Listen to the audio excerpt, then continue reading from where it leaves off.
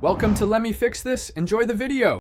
You start by confirming model and Android build so you know the exact menu labels. Once done, back up anything critical because some history clears may affect logs. Open settings and go directly to battery. Make sure your phone is unlocked and above 20% charge to avoid interruptions.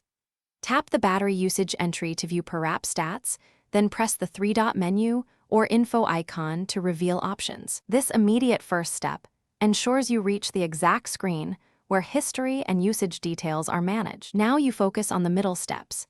Pick a specific app under battery usage to clear its recorded consumption. This targets the per app history so Android recalculates future stats.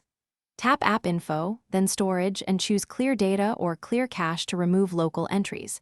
Note that clearing data resets counters.